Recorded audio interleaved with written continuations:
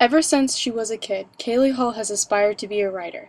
Determination that is somehow ingrained in her DNA has guided her through her high school yearbook club and newspaper until college, when she faced and conquered her biggest fears of reporting hard news. The sky is the limit for the small-town girl with big dreams and a heart for helping others. Journalists are like the smartest people in the world because they cover every aspect of different topics. So they know everything about that certain aspect. For example, I knew everything about parking. You could ask me a question, I could tell you anything. And I think what I love the most about it is learning. If I just love like sitting down at an interview and like learning about whatever the story is about, a profile, learning about someone's life, learning about this new initiative that the school's taking on, or learning about a new program, anything. I love learning, and I think that's why another reason why I love journalism. Then you have like the best job in the world because then you get to tell other people about it. How awesome is that? It's like incredible. I love everything about journalism. There's not a thing I hate.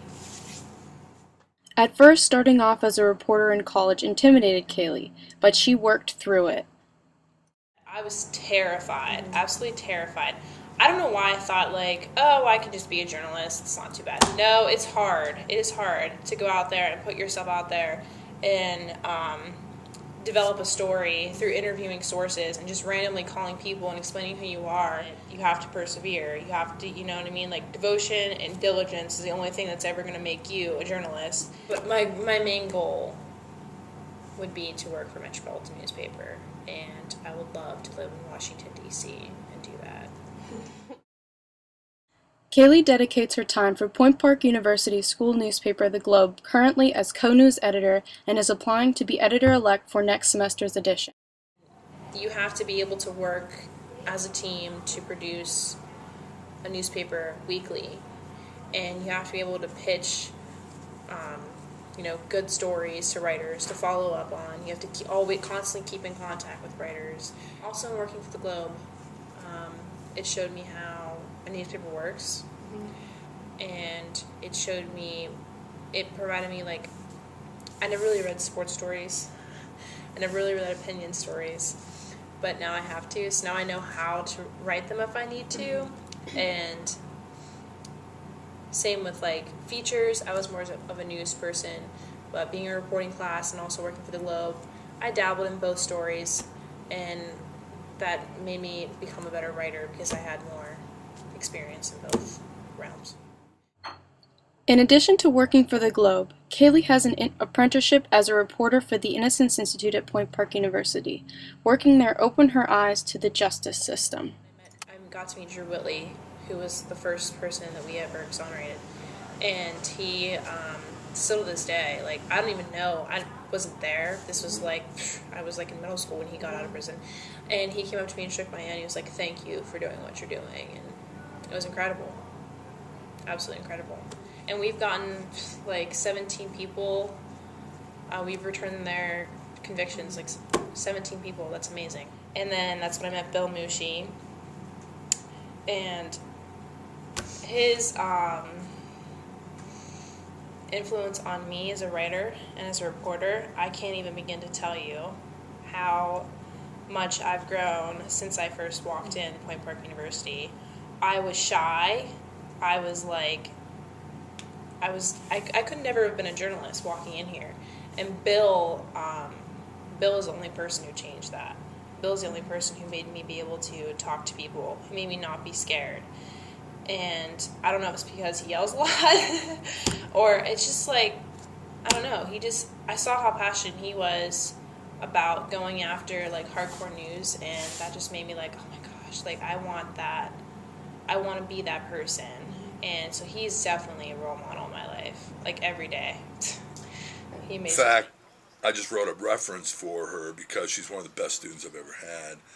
And what I said in the reference was that she did such an incredible job with an interview on one of our wrongful conviction cases, interviewing a lawyer, that she knew the case so well that she was filling in the blanks for the lawyer who didn't remember stuff. And when you look at the beginning of the interview, the lawyer was very circumspect, did not want to say much. He had this young kid in front of him, and he's like very nervous about what the outcome was going to be.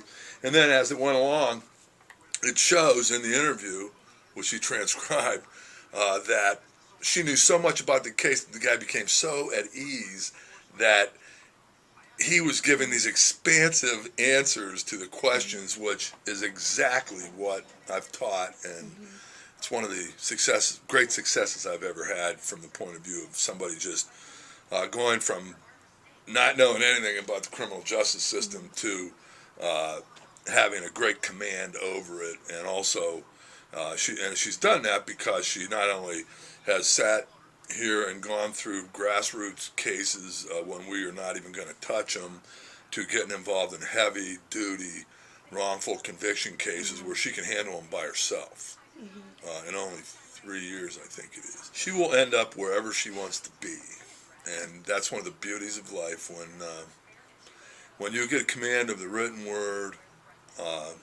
And in her case, working at the Innocence Project, she has a command of the criminal justice system like probably no undergraduate student in the history of the world, that whatever she chooses to do, she's going to achieve great things. I know she's looking for internships right now in the print business, and I just think I wrote a thing for her, and I'll do anything for her because she is proved to me that she's earned everything that comes her way. So right now I'm trying to figure out a timeline for this case. I've already done this probably 25 times. But I'm constantly double checking myself to make sure I'm right. So I need to go in and look at, these are all his court documents, all the crimes he's committed. And they're very long and detailed, and I need to go in and make sure that I have the correct dates. Sometimes the dates on here are even wrong, so I have to double check everything. Lots of fun. Last summer, Kaylee went on a missionary trip to Peru with the Coalition Outreach and the Christian Campus Ministry. The experience strengthened her faith in God and herself. There as like a mind of a tourist, like, oh, I'm just gonna like have fun, like it's whatever. But going there as a missionary, you can't just go there. You have to become a part of the community, and the only way to do that is to, like, you know, embrace it, to go out and live it, and see what Peruvians do on a daily basis. So once that happened, I realized, oh, what did I get myself into? We went every day. We walked to a school called Tinqui, Peru, which means welcome in Quechua, which is like the old language. And it was an after-school program to help the little kids learn English. Yeah. I would say there was about 100 kids that came every day, and you could tell easily that they were really underprivileged. They didn't come from good homes. They wore the same outfit every single day that we were there, but they loved us, and it was like this. It was like really genuine love, and we taught them English every day. We taught them like numbers and letters and songs and read them books, and then we did that for about an hour and a half, and then an hour after that we played sports with them. I think that was the biggest thing I learned, was that I need to not worry. Like, when I was there, I was constantly worried about, like, how am I going to take a shower? What am I going to eat? What, like, you know, everything. Like, I wonder, even, like, stupid things. Like, I wonder who emailed me today. Like, really awful things. I'm in the Andes Mountains, and I'm thinking about these things. And that's where I was like, Kaylee, stop it. Like, this is where you need, like, I was brought down to, like, my core, and like the core of myself, and I realized, you know what, I don't need these things to survive, and it made me a stronger person because I realized that. She had some difficult times because her shoes gave her really big blisters. So she was like really struggling to get up that mountain. And yet she got up there before like half of the team. And she had a positive attitude the whole time. She was, you could tell that it was really wearing on her, just like all of us felt, but she wasn't whining the whole time. She pushed me up the mountain, so she had a really good attitude. people that we went with, including Kaylee, we just like really helped each other and got through it and pushed each other, and yeah, it made me feel like there was a trust between us. So yeah. Okay. Her determination to Uh-huh. do well is definitely one of her strongest qualities. Like she's the go-getter. Like if she wants something, she's getting it. Julie will be what takes her far in life. She cares a lot about her family. I tell you what, Kaylee is a determined person because she is a home. Mother is the most stubborn individual on the face of the planet, and she is definitely his daughter. She's got a very strong willpower. She definitely got. I think determination is kind of just innately in her.